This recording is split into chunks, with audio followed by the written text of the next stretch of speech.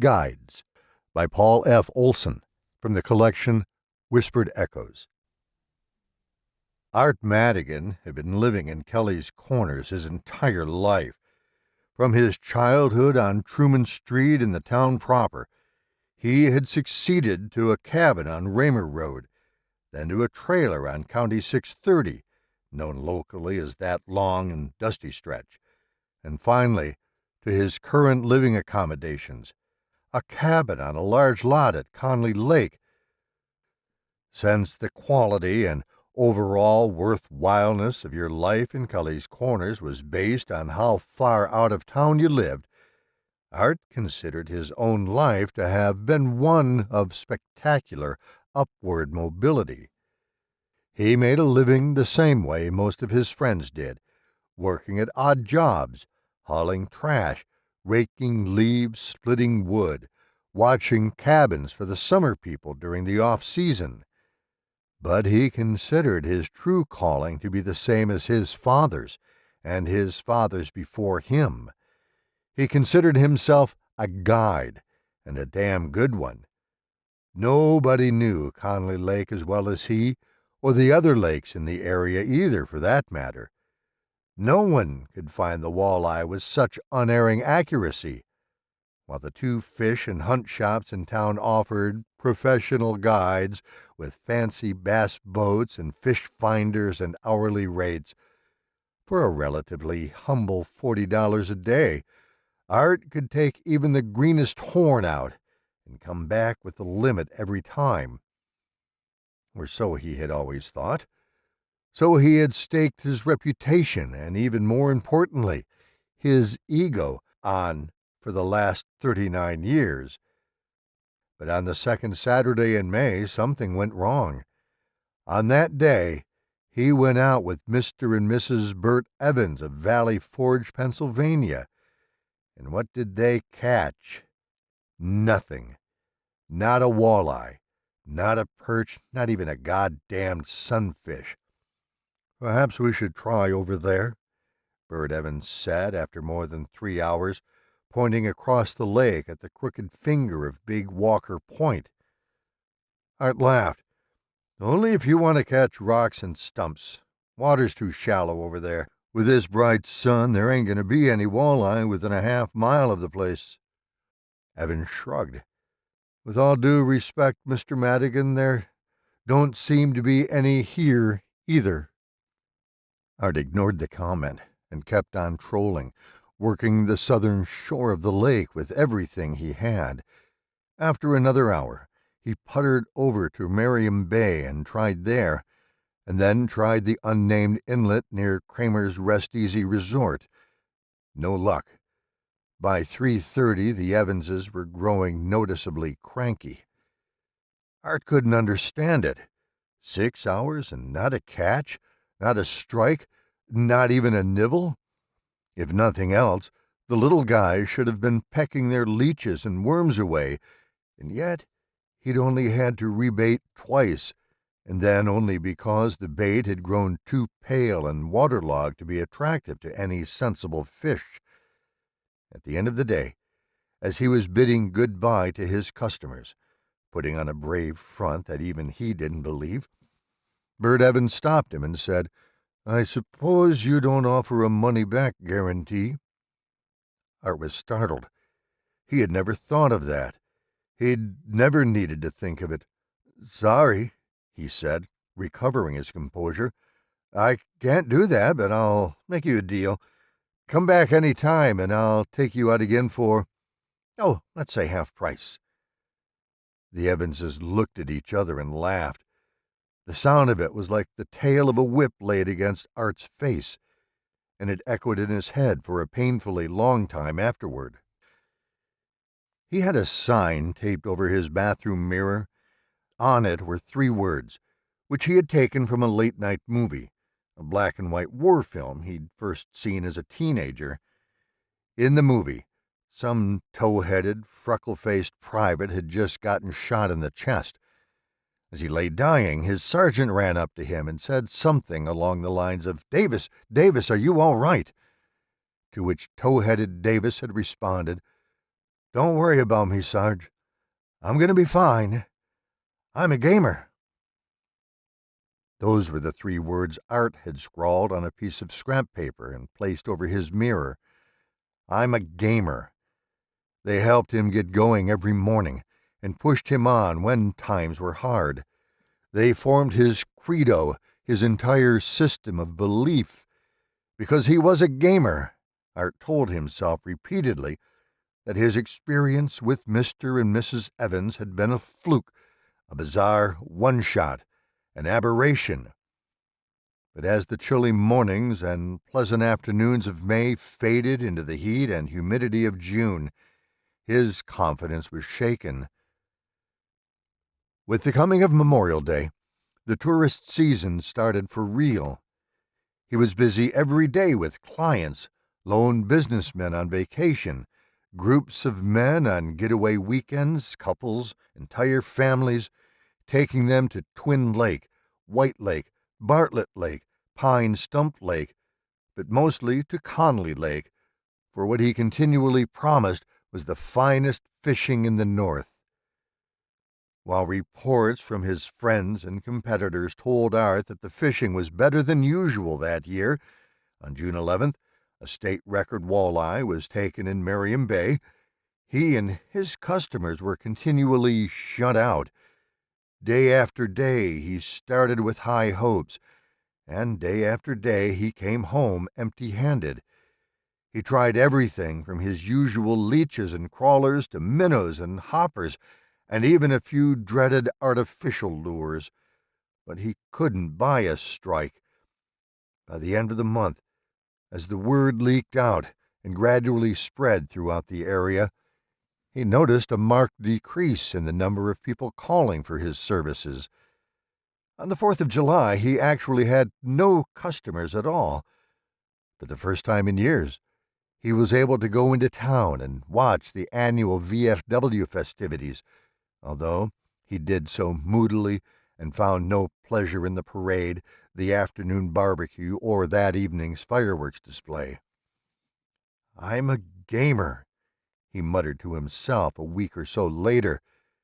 But when he found himself without clients for the second time, "But this is ridiculous." That day he went to the IGA and bought a bottle. That night he took his first drink in almost 10 years. It tasted surprisingly, refreshingly good. Not even his guilt and shame could ruin the smoky flavor of the whiskey or silence the words the liquor whispered to him. "It's going to be all right, Art, old man. Just wait till next time. Wait till tomorrow. You'll take your limit by noon." That night he fell asleep early in front of the TV, watching Babe Winkleman, of all people, who could catch a half-dozen fish in the time it took Art to get his outboard started. For a long time he dozed in and out, tossing feverishly, muttering drunkenly, but sometime past midnight slipped into a deep dream.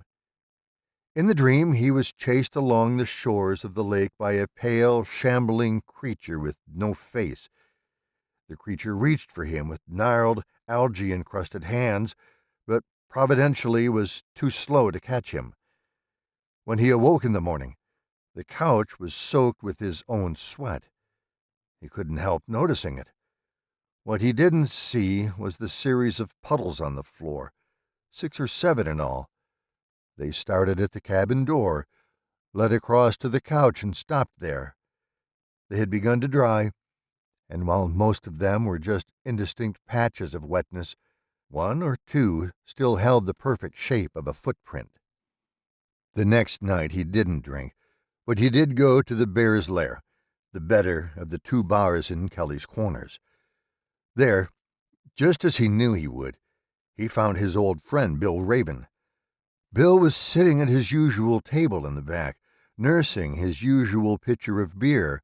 He seemed inordinately glad to see Art and tried to encourage him along several paths of conversation.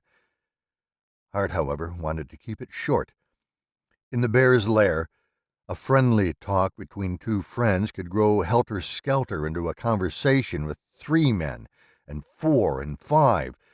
Eventually, what you ended up with was an all-out bullshit session involving anywhere from 10 to 30 of the town's loudest mouths. "Look," Art said after a few minutes, "I gotta ask you something." Bill nodded.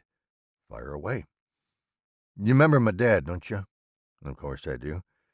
I was a couple 3 years behind him in school. We were pals. Say, you sure you don't want this beer?" Art waved it away. "Remember how he died, right?" Bill's expression darkened. He lit one of his foul-smelling cigars and leaned back, shaking his head. "I'm getting old, Artie, I'll grant you, but I couldn't forget that. Hell of a note. Hell of a thing for your family, hell of a mess for the town." "And it was," Art said.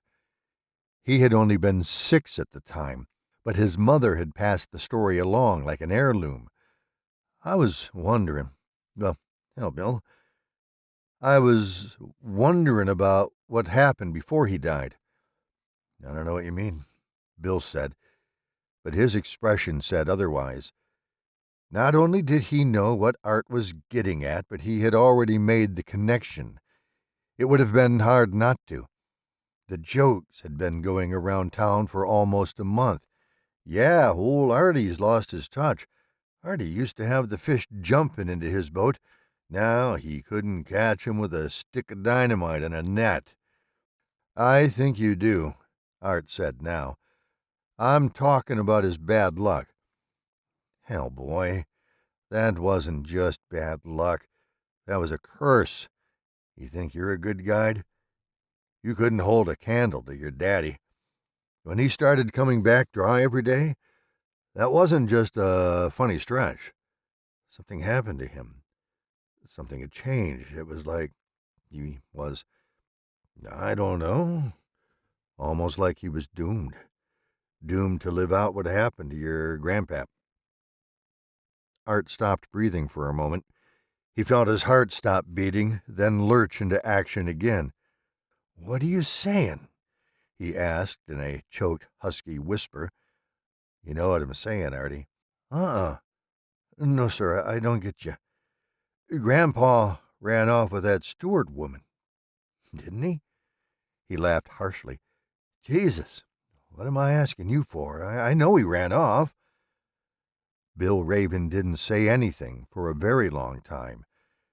He stared at Art with narrow, winter-chilled eyes. The gaze made Art shift and squirm uncomfortably. He felt as though Bill were trying to see into his brain, or worse, into his soul. "You're not kidding, are you?" Bill said at last, after nearly a minute. "Course I ain't. Why would I be kidding? Grandpa ran off with Hedda Stewart." Bill shook his head and murmured, "I can't believe you don't know." "It's your own family, for God's sake. I can't believe no one ever told you." "Told me what?" Bill sighed. "Things were different in those days. People didn't want the truth. When your grandpap went out, his buddies took it on themselves to pull what you might call a cover-up.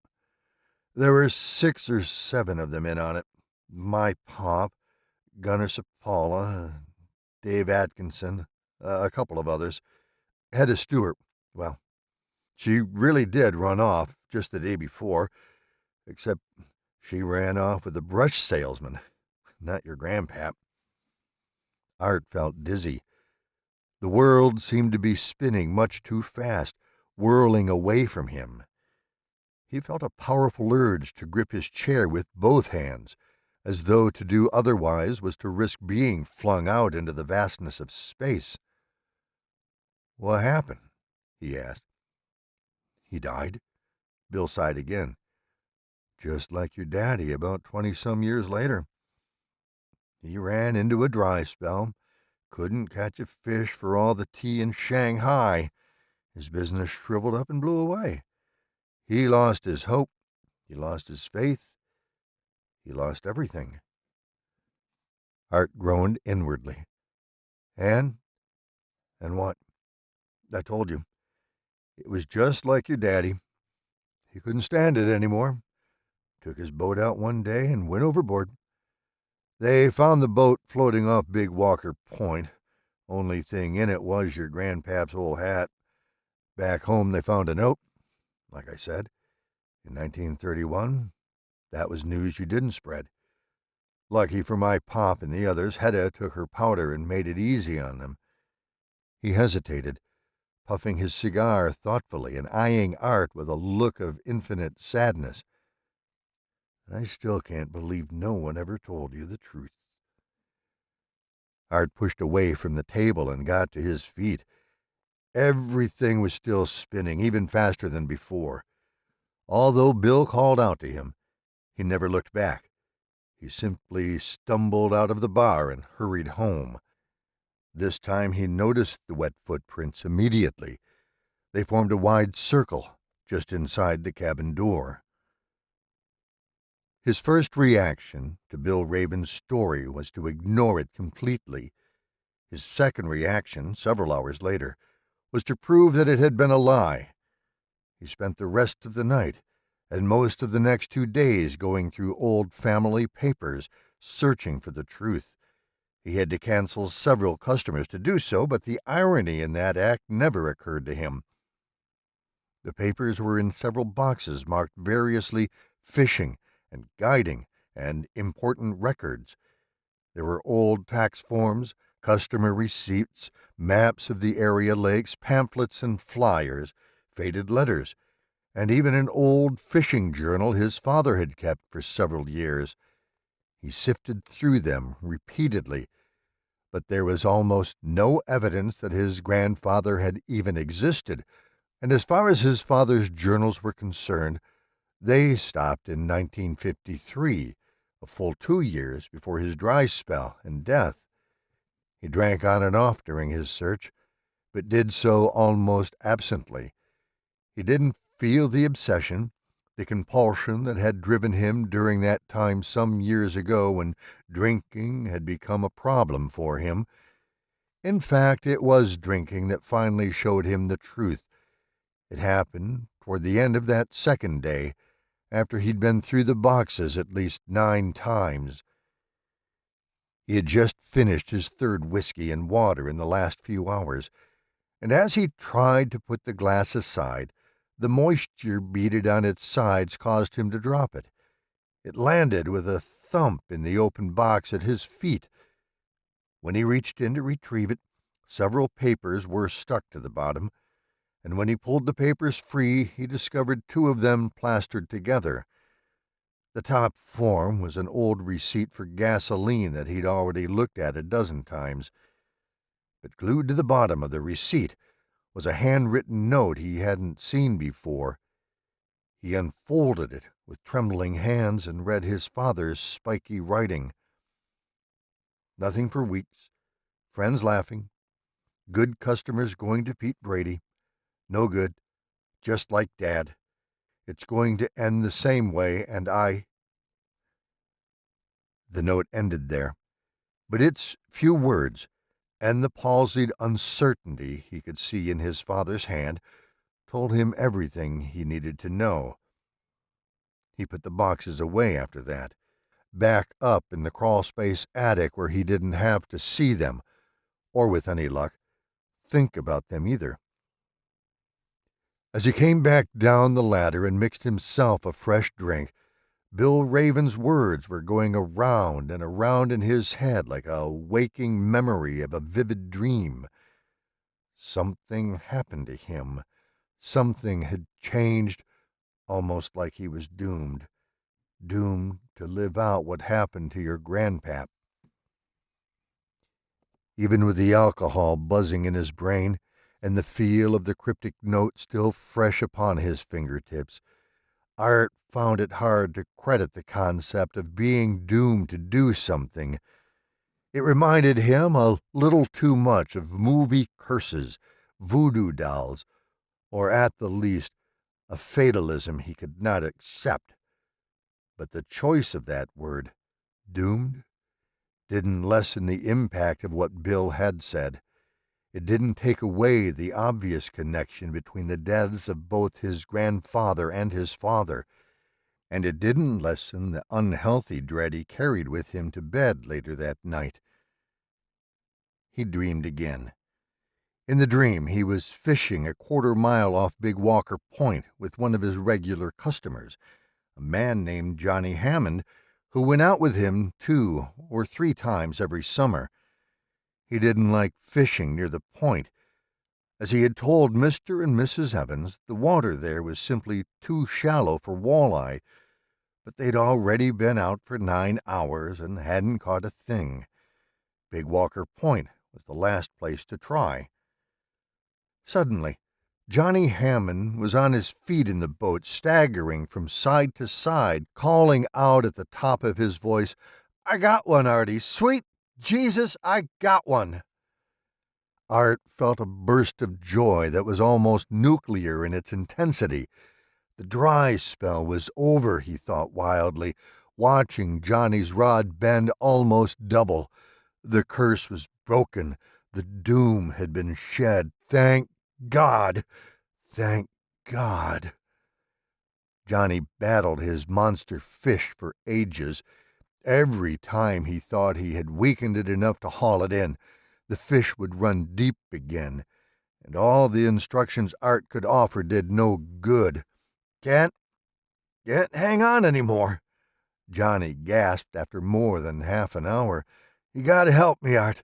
Gotta take the pole." Art did, and for the first time felt the sheer power of the catch take hold of him.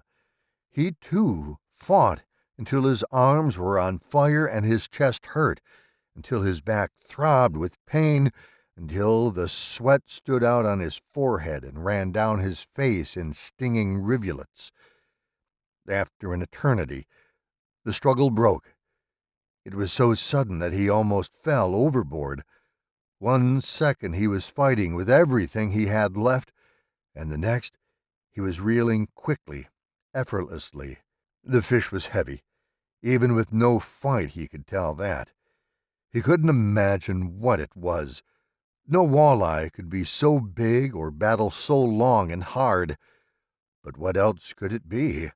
There were no muskies in Conley Lake, and the thought that it might be a prehistoric sturgeon was laughable. Then he saw it coming up. Not a fish, but a person. A white, bloated corpse. Its head was lolling, its face framed by weeds and twigs and long floating strands of hair, and its pale hands floated beside it, reaching upwards. He looked around for Johnny, but Johnny was gone. He was alone in the boat. Just before the corpse broke the surface, he dropped the pole and screamed. Even with no tension on the line, the corpse kept rising slowly, inexorably. It crested out of the water and hooked one hand over the gunwale. Art sat up in bed, sobbing and wild-eyed, just in time to hear the whispering click of the cabin door being quietly closed. It was raining that day, a light but steady drizzle. He had customers scheduled, the Donahues, a family of 3 from Cleveland, Ohio. He reached them at their motel in town and canceled, mumbling a variety of excuses all having to do with the weather. After a quick breakfast of oatmeal with a whiskey chaser, he bundled into his slicker and rain pants and took his boat out on the lake. It took 15 minutes to reach Big Walker Point. Once there, he dropped both the bow and stern anchors and pulled his bottle out of the tackle box. He took a quick slug and gazed at the rain-dimpled surface of the lake. He didn't know what he expected to happen, but he was coolly determined to wait there until it did. It didn't take long. Less than an hour after dropping anchor, he heard something behind him, a noise that sounded like a bucket of fish being dumped onto the floor of the boat. He whirled around, heart hammering, and saw his father sitting in the stern. The man was dead, drowned. Like the corpses in his dreams, there was no color left to him at all. His flesh was so white that it was almost transparent. His hair, seemingly bleached, hung limply around his face. His clothes, a strapless white undershirt and faded dungarees, were rotted. They hung in wet, loose strips. His arms and chest bulged in strange places. The bulges seemed to be moving, undulating gently, as though something alive was moving sluggishly just under the skin. Art cried out and hefted one of the paddles from its oarlock. His father's pale lips drew back into a quivering smile, revealing a toothless oral cavity that was filled with water and clogged with mud and algae. The water ran out lazily and pooled at the corpse's shoeless feet. "We was doomed," his father said thickly, spraying Art with flecks of mud. "Both me and your grandpa. We was doomed." Art swung the paddles frantically. He felt a slight resistance as it struck his father's body, but otherwise it was like hitting a cloud. The paddle's arc went right through the corpse and came out the other side, dripping wet. "You're dead," Art intoned. "Jesus, Dad, what are you doing here? You're dead." The corpse nodded, spilling more water. "Dead," it croaked, "and doomed." And at that his father simply leaned backwards and slithered out of the boat like a snake. The body struck the water without a splash. Art scrambled to the stern and looked over. He caught, or thought he caught, a glimpse of pure, shimmery whiteness going down and down, but it was gone almost before he could register it. Dead and doomed. Shaking badly, he hoisted the anchors and started for home. "I'm a gamer," Art told himself, and after that day made a strict effort to put the early summer behind him. To dwell on what had happened was to lose his mind, he decided, and so he serviced his customers when he had them and kept his thoughts on other things when he didn't. He was convinced that his urge to drink and his troubled dreams would vanish if he could just have one good day, just one. And so he fished with his clients, and he fished alone. The waters of Conley Lake, that had always been his favorite spot, became even more than that. They became his home, day and night, as he desperately sought that first catch, the one that would break the jinx and make everything better. But the catch never came. Hour after hour, day after day, nothing. In early August, another state record was pulled from the lake, a walleye unlike any that had ever been seen. And yet Art was luckless despite all his skill, the years of knowledge he brought into play, and the battalion of night crawlers and army of leeches he deployed in the effort. Toward the middle of the month, he went into town to buy gas for the outboard. As he was leaving the Shell station, he ran into Stumpy Mitchell. "Hey, Art," Stumpy said, waving him over. "Glad I ran into you, bud. Say, you feeling all right? You look like hell." "I'm fine," Art said, a little too quickly. "What's up?" "They're going to be hiring over to the mill next week. You interested?" Art frowned. "Why would I be interested in that?" "Well, I figured. You know." "No, I don't know. What the hell are you talking about?" Stumpy shrugged uneasily. "Jesus, Art, you know." Art shook his head. "You're crazy, Stump. You know I don't take no outside work in the summer. In the off-season, sure, I'll take whatever I can get, but not in August. I'm a guide, not a damn mill worker." "Hey, sorry," Stumpy said. He looked very uncomfortable now, as though he wanted to sink into the sidewalk and vanish from Art's sight. I just thought, well, shit, with your bad luck and all, you can't be a guide if you ain't catching nothing.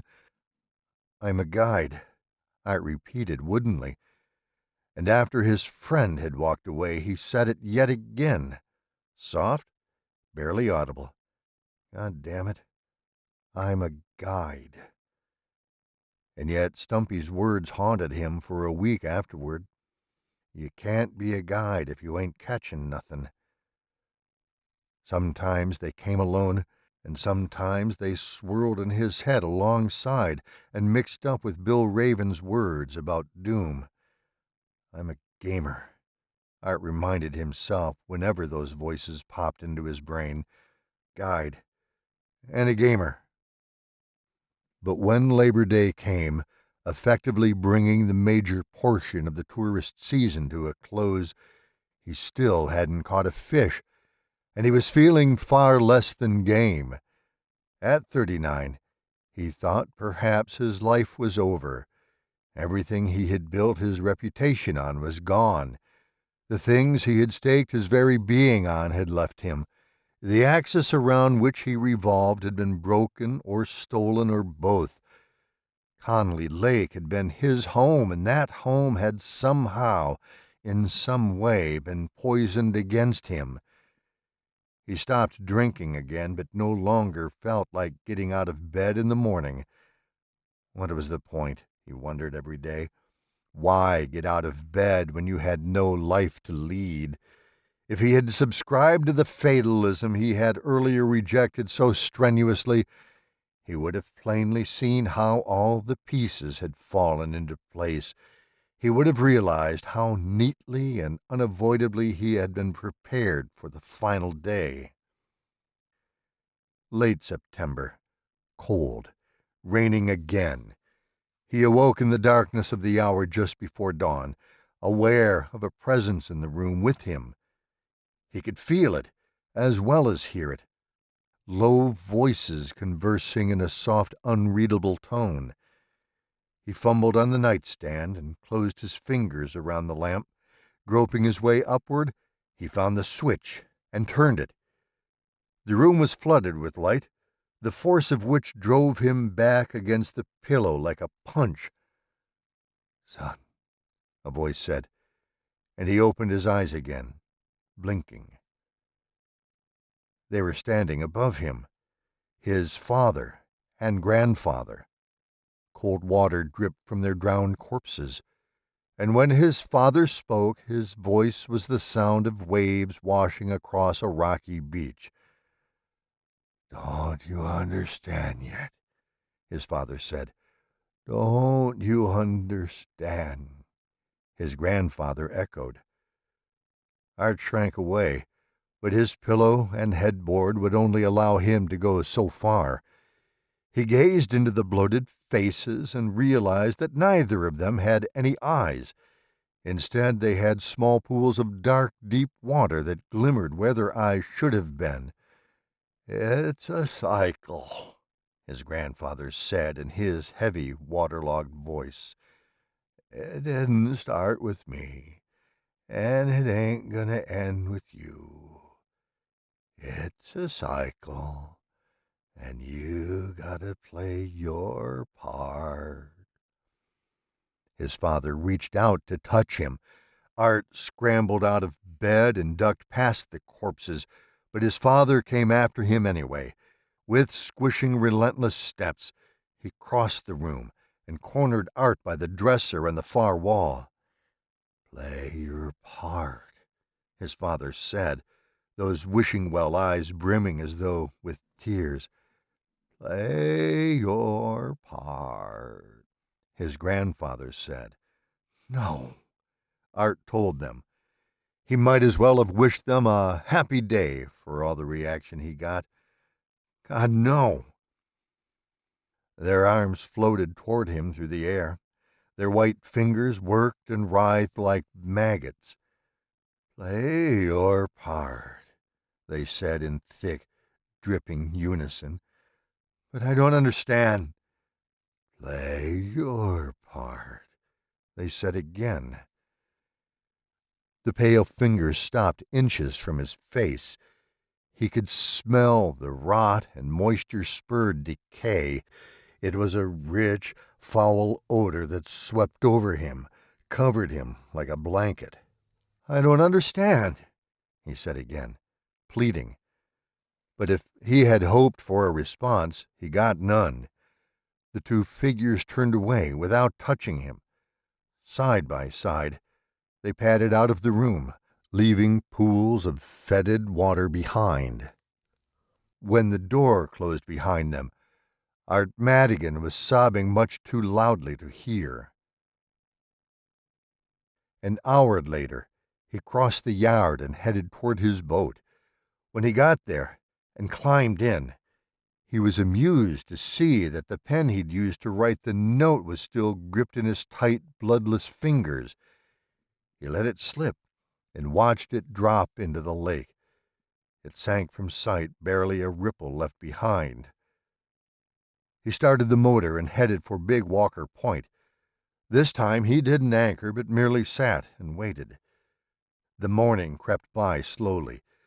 The rain stopped and the sun came out, but it was sunlight screened by high clouds, weak and cold and ineffective.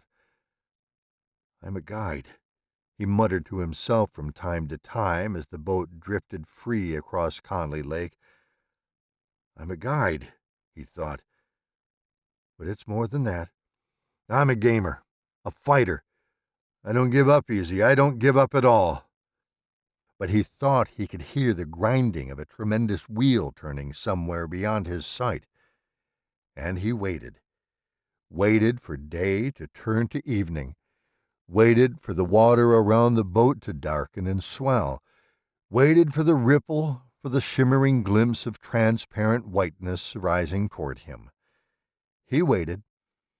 Eventually, he knew, his father and grandfather would come to him like guides. Then he would know what he was supposed to do next.